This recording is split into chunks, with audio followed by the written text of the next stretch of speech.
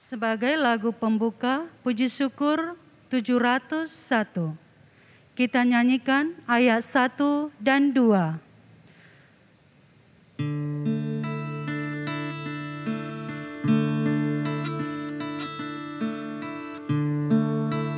Ada orang yang sedang di dalam perjalanan, tiba-tiba muncul orang jahat mencegatnya, dirampaslah hartanya, disakiti badannya, ia pun terkaparlah di jalan yang lengang.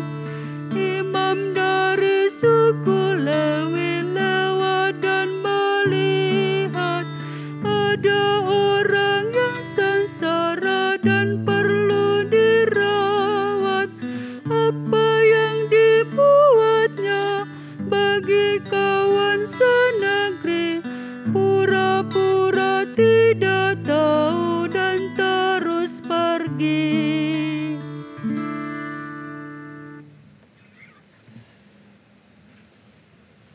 Saudaraku semua yang terkasih, Bapak dan Ibu, dan juga mungkin anak-anak ada yang hadir, selamat malam. Hari ini kita melanjutkan pertemuan pendalaman iman, pendalaman kitab suci di bulan kitab suci ini, yaitu melanjutkan pertemuan yang ketiga. Temanya Yesus, sahabat orang yang menderita. Dan Injil yang akan diambil dari Injil Santo Lukas bab 10 ayat 25 sampai 37. Semoga pertemuan kita di malam hari ini membuat kita semakin dekat dengan Tuhan dan sesama. Maka mari kita bersama, kita awali dengan doa pembukaan. Dalam nama Bapa dan Putra dan Roh Kudus. Amin. Tuhan Allah Bapa yang penuh kasih, Engkau mencintai kami semua umat-Mu, terutama di bulan kitab suci ini. Engkau mengajak kami agar kami semakin mencintai-Mu lewat kitab suci, agar kami semakin mampu memahami siapakah Engkau, siapakah Yesus Kristus Putra-Mu yang menjadi sahabat bagi kami, orang-orang yang dalam situasi menderita, tak berdaya.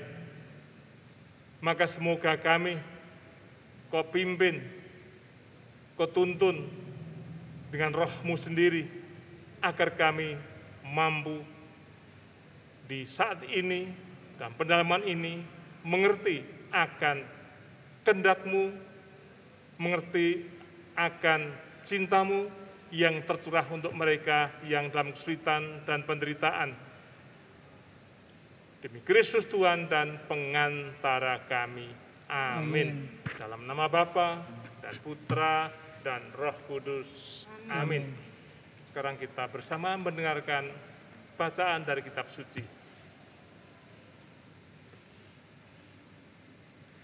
Injil Yesus Kristus menurut Santo Lukas bab 10 ayat 25 sampai dengan 37.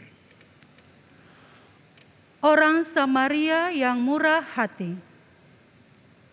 Pada suatu kali berdirilah seorang ahli Taurat untuk mencoba Yesus. Katanya, "Guru, apa yang harus kuperbuat untuk memperoleh hidup yang kekal?" Jawab Yesus kepadanya, "Apa yang tertulis dalam hukum Taurat? Apa yang kau baca di sana?" Jawab orang itu, "Kasihilah Tuhan Allahmu dengan segenap hatimu dan dengan segenap jiwamu dan dengan segenap kekuatanmu dan dengan segenap akal budimu, dan kasihilah sesamamu manusia seperti dirimu sendiri." Kata Yesus kepadanya, "Jawabmu itu benar. Perbuatlah demikian, maka engkau akan hidup." Tetapi untuk membenarkan dirinya, Orang itu berkata kepada Yesus, "Dan siapakah sesamaku manusia?" Jawab Yesus, "Adalah seorang yang turun dari Yerusalem ke Yeriko. Ia jatuh ke tangan penyamun-penyamun yang bukan saja merampoknya habis-habisan, tetapi yang juga memukulnya, dan yang sesudah itu pergi meninggalkannya setengah mati." Kebetulan ada seorang imam turun melalui jalan itu. Ia melihat orang itu, tetapi ia melewatinya dari seberang jalan. Demikian juga seorang Lewi datang ke tempat itu. Ketika ia melihat orang itu, ia melewatinya dari seberang jalan. Lalu datang seorang Samaria yang sedang dalam perjalanan ke tempat itu. Dan ketika ia melihat orang itu, tergeraklah hatinya oleh belas kasihan. Ia pergi kepadanya, lalu membalut luka-lukanya. Sesudah ia menyiraminya dengan minyak dan anggur. Kemudian ia menaikkan orang itu ke atas keledai tunggangannya sendiri, lalu membawanya ke tempat penginapan dan merawatnya. Keesokan harinya ia menyerahkan 2 dinar kepada pemilik penginapan itu. Katanya, "Rawatlah dia, dan jika kau belanjakan lebih dari ini, aku akan menggantinya waktu aku kembali." Siapakah di antara ketiga orang ini menurut pendapatmu adalah sesama manusia dari orang yang jatuh ke tangan penyamun itu? Jawab orang itu, "Orang yang telah menunjukkan belas kasihan kepadanya." Kata Yesus kepadanya, "Pergilah dan perbuatlah demikian." Demikianlah sabda Tuhan. Terpujilah Kristus. Saudaraku semua yang terkasih, baru saja kita bersama-sama mendengarkan kisah Injil mengenai orang Samaria yang baik hati. Di sana ada tokoh imam dan tokoh Lewi yang baru saja pulang dari beribadah di Yerusalem.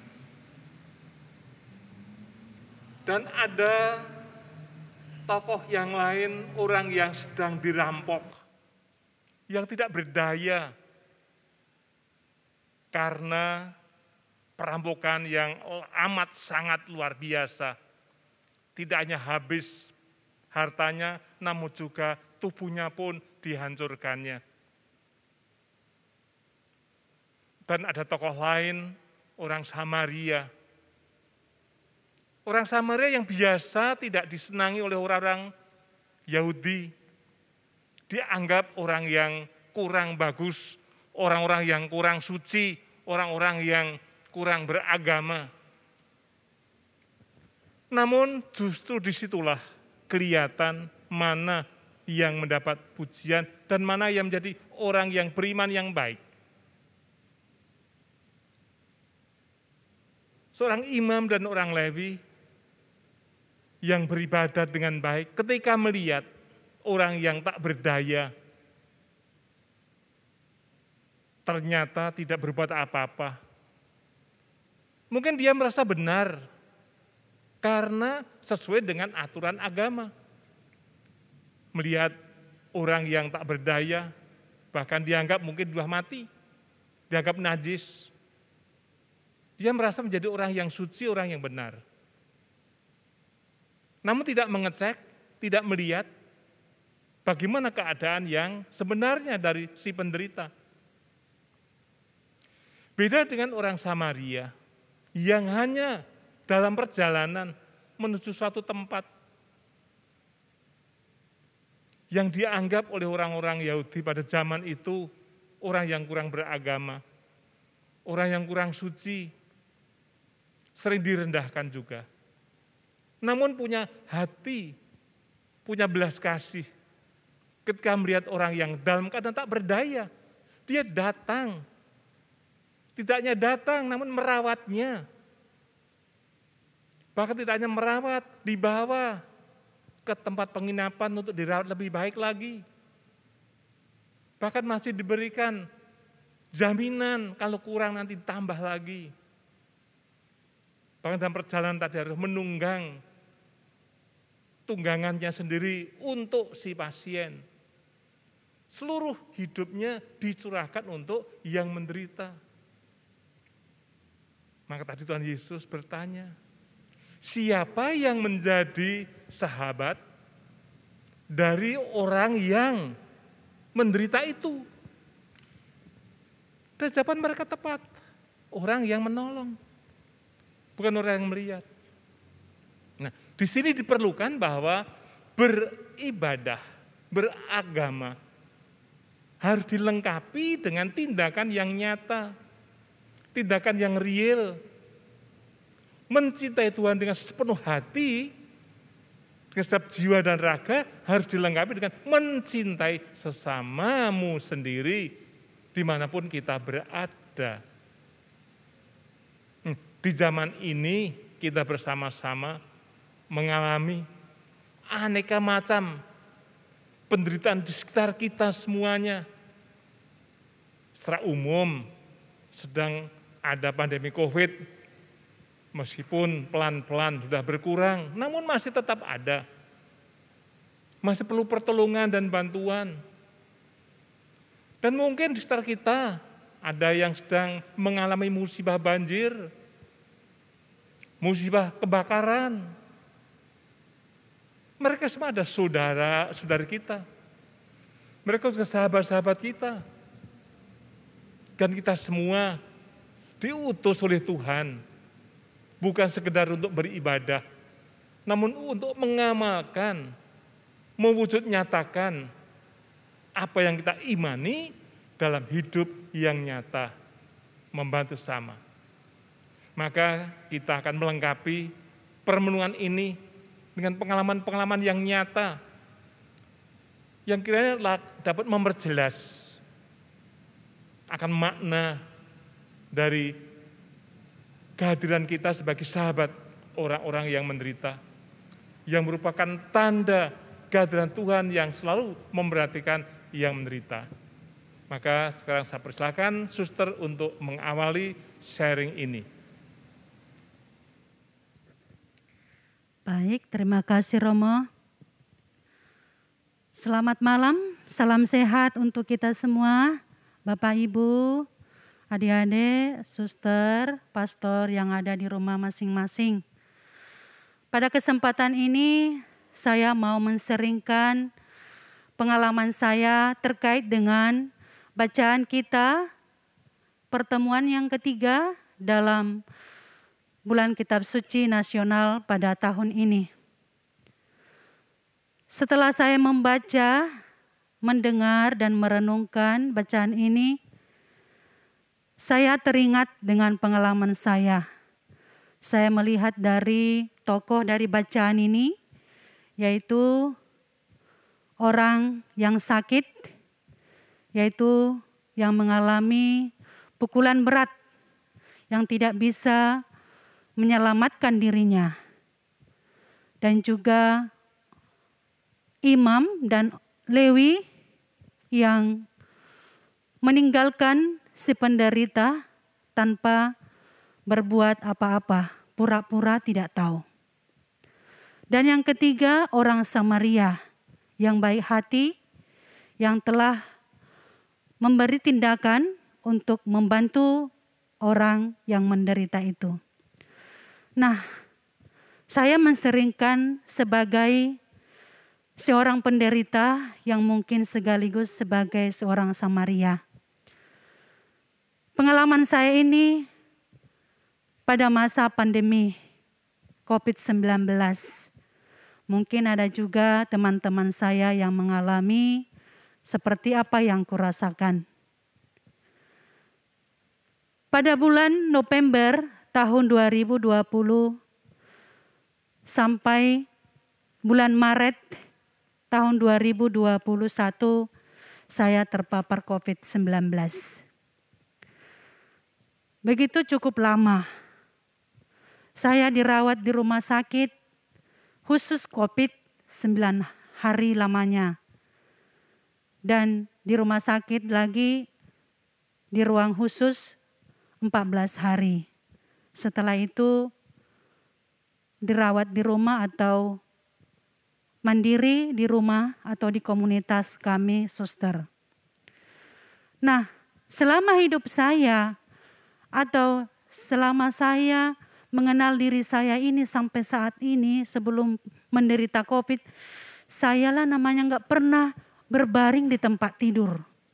Tidak pernah disuntik, tidak pernah mengalami jarum gantung, menggunakan oksigen.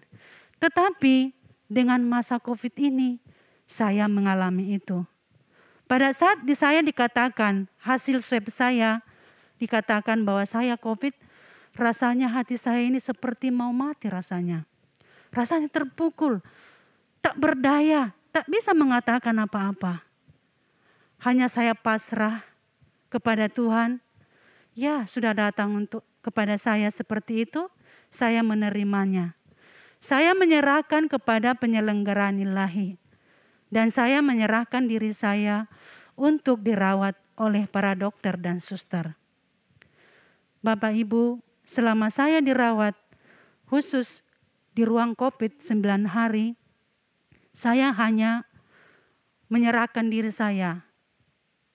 Untuk Tuhan tidak ada yang mustahil. Dan saya tidak banyak berkata-kata. Saya tidak mengatakan, kenapa ini saya seperti ini? Kok bisa aku seperti ini? Pakai masker, rajin ini, rajin itu. Tapi kok bisa? Memang kadang-kadang muncul itu di dalam benak saya, di dalam hati saya. Tapi saya tidak mengungkapkannya kepada siapa. Hanya di dalam doa saya.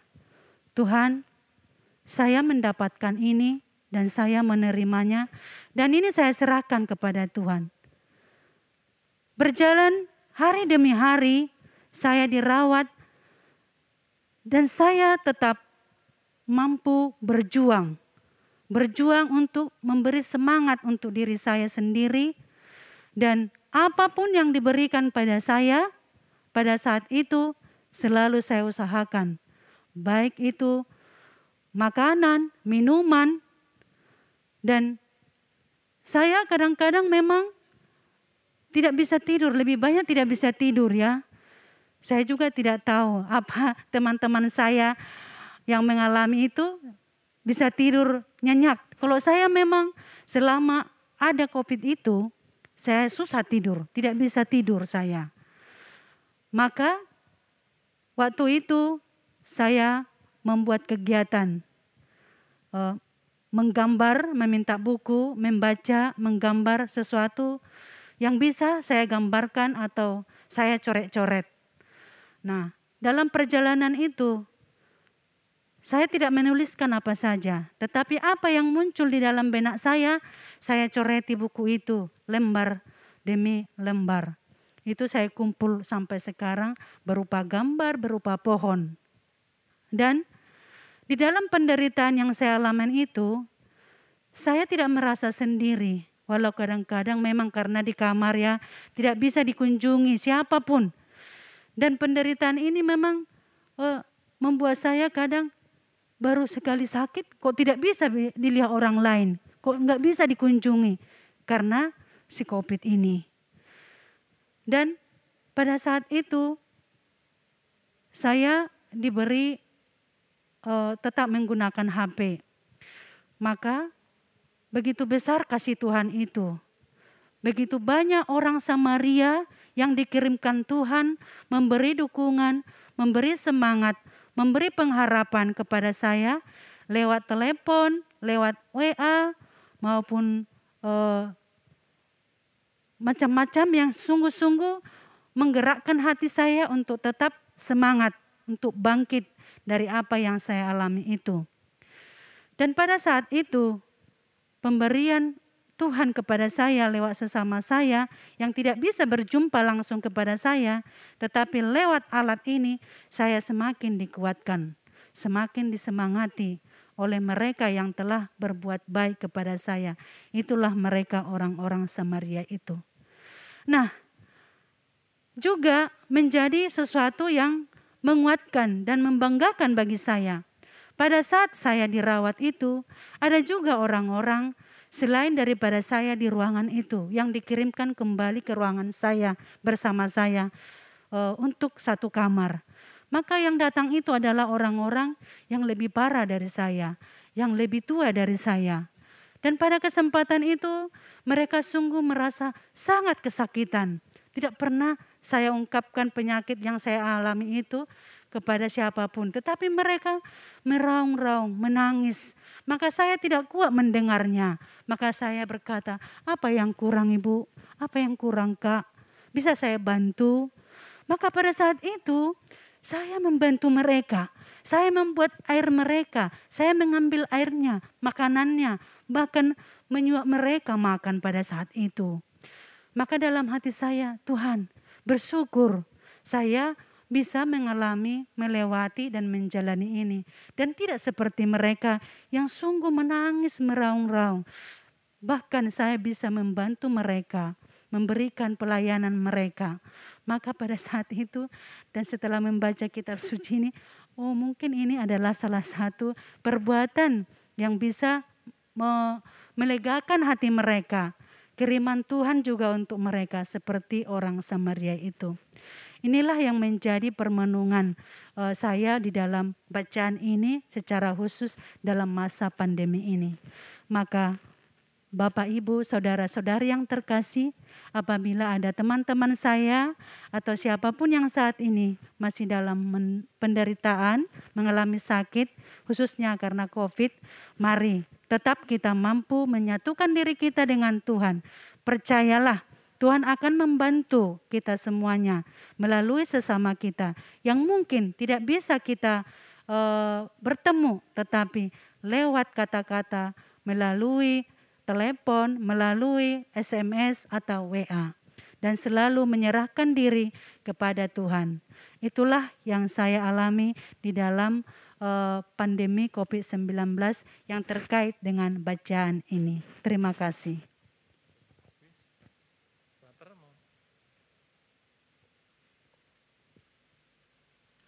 Bapak, Ibu, saudara-saudari yang terkasih, saya juga mempunyai satu pengalaman di mana saya merasa seperti orang lemah yang ditolong oleh orang yang dalam tanda kutip kita anggap sebagai orang Samaria.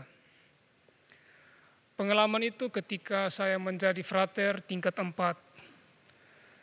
Ketika semester 7 sebagai seorang mahasiswa, kami diwajibkan untuk menulis skripsi sebagai syarat kelulusan menjadi seorang mahasiswa. Sebagai mahasiswa, saya tahu kemampuan saya. Dalam hal-hal lain saya mungkin bisa, tetapi satu hal yang menjadi kelemahan terbesar saya menjadi mahasiswa adalah menulis tulisan-tulisan ilmiah. Sejak saya kecil sampai saya menjadi seorang mahasiswa, saya kesulitan untuk menulis apapun itu, apalagi harus menulis tentang tulisan-tulisan ilmiah. Tetapi ketika tingkat 4 semester 7 saya harus menulis skripsi. Ketika itu saya memilih judul dan memilih dosen pembimbing. Pasti banyak orang akan memilih dosen pembimbing yang dianggap baik atau mudah membantu. Dan waktu itu saya juga memilih judul dan memilih dosen pembimbing yang menurut saya mudah untuk membantu saya. Tetapi ketika judul dan saran dosen pembimbing yang saya pilih, saya kumpulkan ke sekretariat. Setelah judul dan dosen pembimbing dilihat oleh sekretariat, di sana mereka mengubah. Saya mendapat dosen pembimbing yang lain. Dan dosen pembimbing itu menurut semua mahasiswa yang pernah kuliah di STFT Widya Sasana Malang mengatakan bahwa dosen tersebut adalah seorang Romo tetapi mempunyai pendirian yang kuat. Beliau adalah dosen yang mau dibilang dosen killer karena tidak main-main soal perkuliahan. Saat melihat nama dosen itu dalam hati saya merasa takut. Apalagi kemampuan saya lemah, saya merasa pasti saya mendapat kesulitan yang lebih besar lagi. ketika itu saya bertemu dengan dosen pembimbing dan beliau menyuruh saya untuk menulis skripsi. Tetapi ada ketakutan di dalam hati saya bahwa saya akan dipersulit dalam banyak hal. Lalu saya mulai menulis skripsi saya mulai dari bab 1 sampai bab 5. Singkat kata, semua yang saya pikirkan, semua yang saya bayangkan tentang dosen pembimbing itu salah. Ketika saya menulis skripsi saya dari bab 1 sampai bab 5, saya sungguh dibimbing dengan baik. Misalnya, ketika saya lupa untuk mengambil skripsi yang sudah saya kumpul, beliau sendiri menelpon saya. Kita tahu bahwa tidak ada dosen pembimbing yang menelpon mahasiswa. Jarang sekali hal itu terjadi, mahasiswa yang harus berinisiatif lebih. Tetapi dosen pembimbing saya ini cukup baik.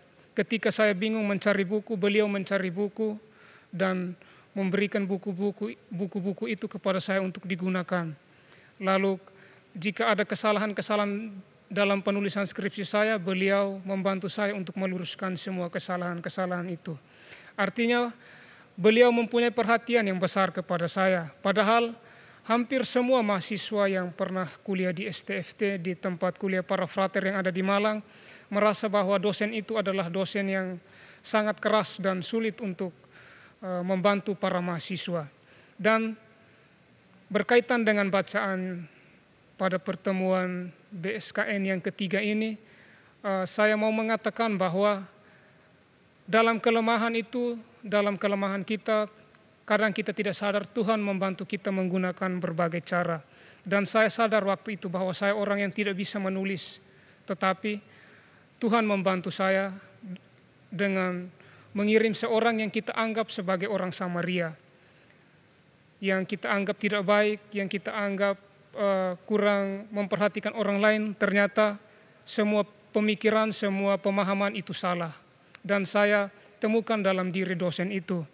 Dan akhirnya saya dapat menyelesaikan skripsi saya itu dengan baik. Dan saya berterima kasih bahwa Tuhan membantu saya dalam kelemahan itu. Dan saya percaya bahwa setiap orang itu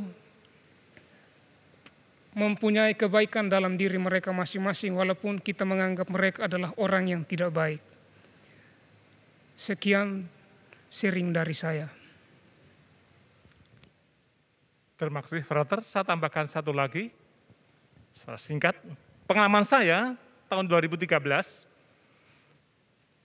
suatu saat saya harus pergi ke stasi dan hari itu hari hujan, seharian hujan, hanya sore sudah mulai terang. Saya berangkat ke stasi, di suatu tempat banjir, sehingga saya harus menghentikan kendaraan saya dan berjalan kaki kurang lebih setengah kilo. Ketinggian air 1 leher, cukup dalam. Saya harus mencapai ke sana. Sampai pertengahan jalan, saya terperosok karena jalan itu memang tidak kelihatan karena air yang banyak itu. Sehingga saya terapung-apung jam 5 sampai jam 6. Dan entah bagaimana saya hanya bisa pasrah. Waktunya ada sore, saya juga ada diabetes, hanya nunggu mukjizat Tuhan. Kok gak mesti mati, karena makin malam. Entah bagaimana ada orang yang pulang dari bepergian membeli beras, melihat ada seseorang yang terapung. Mengira yang terapung itu ada sapi yang biasa berenang. Meski mengira sapi, namun dia tetap datang. Melihat apa yang terjadi. Dan dilihat ternyata manusia. Lalu ternyata dikira udah mati karena terapung-apung. Diperhatiin lagi, oh ternyata yang biasa datang ke sini, ke stasi itu, Lumak Daho. Lalu ternyata kenal, oh itu Romo yang ke sini. Dia bukan orang Katolik. Lalu dibantu, saya memegang kapalnya, dia melanjutkan kapalnya itu sampai ke tempat yang aman. Sampai ke tempat tujuan, Udah ketemu mat sebentar, lalu berangkat pulang lagi, gantian saya yang numpak kapal, dia yang mendorong. Sampai ke tempat di mana mobil saya parkir, ternyata kunci hilang. Dan waktu sudah jam 7. Maka saya hanya ada satu, bagaimana mungkin bermalam di tempat ini, nggak mungkin. Nah, bagaimana Tuhan menolong? Pintu yang terkunci terbuka sendiri. Sehingga saya bisa menelpon rumah untuk mengirim kunci serep, sehingga saya bisa melaksanakan tugas kembali misa. Di sini saya yang tak berdaya, hanya Tuhan yang menolong lewat orang yang hadir dan lewat membuka pintu mobil yang terkunci. Sungguh hadirnya Tuhan luar biasa, bahwa Tuhan memang sahabat orang yang menderita.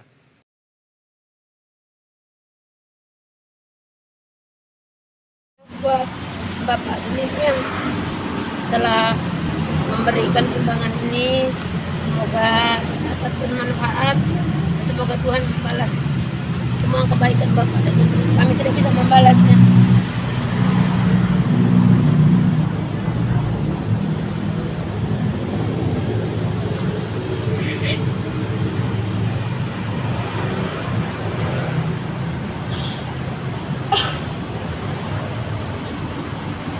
Baik Bapak Ibu, mungkin ini sebagian dari korban kebakaran yang menimpa umat kita di Jalan Gereja Gang Keluarga, terutama di lingkungan Elizabeth Gereja Santo Lukas, bahwa PSE dan Gereja Santo Lukas hadir untuk meringankan beban saudara kita yang tertimpa musibah. Semoga para dermawan yang berbaik hati bisa lebih memperhatikan, atau kita sesama umat yang lebih memperhatikan saudara kita yang terkena musibah di saat-saat ini. Semua diberi kekuatan dan selalu Tuhan memberkati Bapak Ibu, saudara-saudari sekalian yang memberikan bantuan dan kuatkan saudara kita yang terkena musibah. Amin.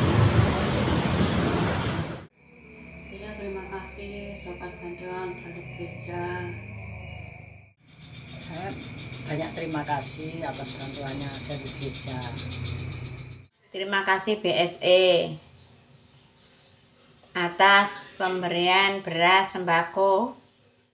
Ini pengalaman-pengalaman yang kami sampaikan, dan mungkin nanti masih banyak pengalaman dari Anda semuanya untuk semakin menghayati iman kita. Maka sekarang mari kita bersama-sama memanjatkan doa-doa kita, permohonan-permohonan kita. Marilah kita hening sejenak. Tuhan Bapa yang penuh kasih, Engkau Maha Kasih, Engkau menjadi sahabat setiap orang yang dalam kesulitan apapun. Maka ya Bapa, kami sadar kami harus menggantungkan diri sepenuhnya kepadamu. Kami harus mengandalkan kekuatan-Mu. Maka ya Bapa, pada saat ini kami ingin berdoa untuk bangsa dan negara kami yang sedang berusaha sekuat tenaga untuk mempercepat berhentinya pandemi COVID-19. Dan terutama juga untuk di paroki kami yang bekerja sama dengan pemerintah, dengan Polri, dan dengan gereja lain untuk mengadakan vaksinasi supaya cepat menghentikan peredaran COVID-19. Berkatilah usaha-usaha kami, berkatilah para pemimpin kami, dan siapapun yang terlibat di dalamnya. Biar Tuhan, hidup ini makin hari makin terasa bahwa hidup ini ada di tangan-Mu. Kami mohon, kabulkanlah doa kami, ya Tuhan. Kami juga berdoa ya Tuhan bagi mereka yang menderita, orang-orang kecil.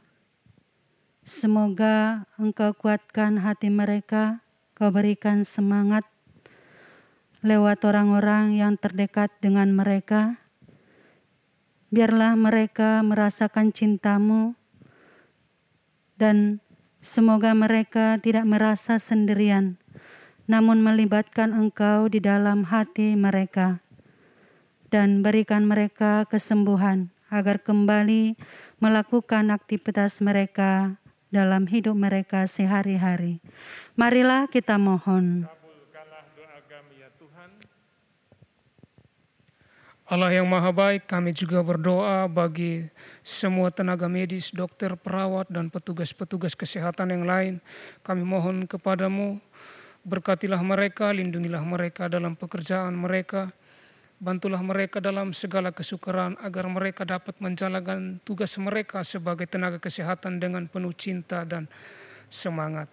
Marilah kita mohon, kabulkanlah doa kami ya Tuhan. Tuhan Bapa yang Maha Baik, masih banyak hal yang tersimpan di hati kami pada saat ini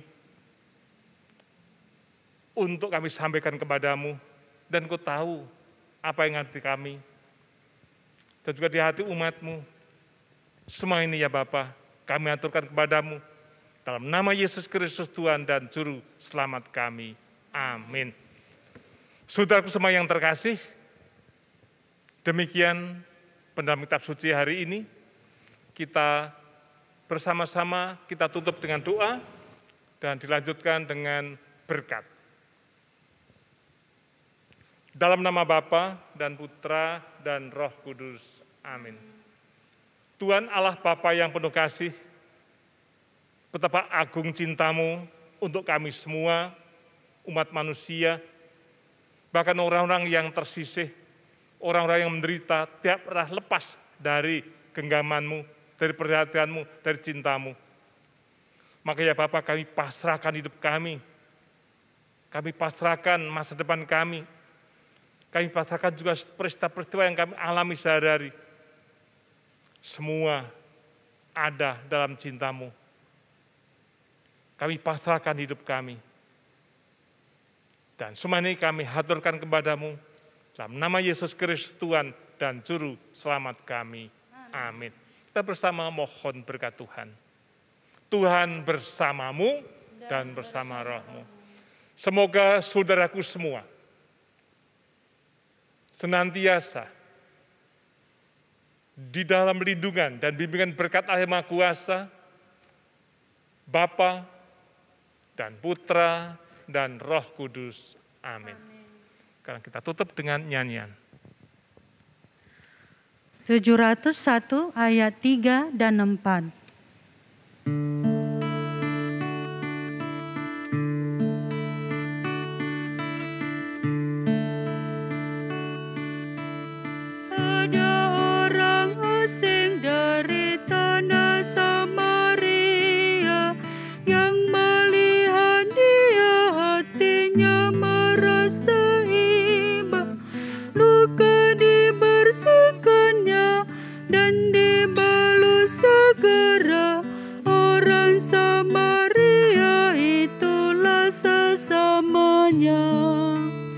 Aku mau menjadi seperti si Samaria.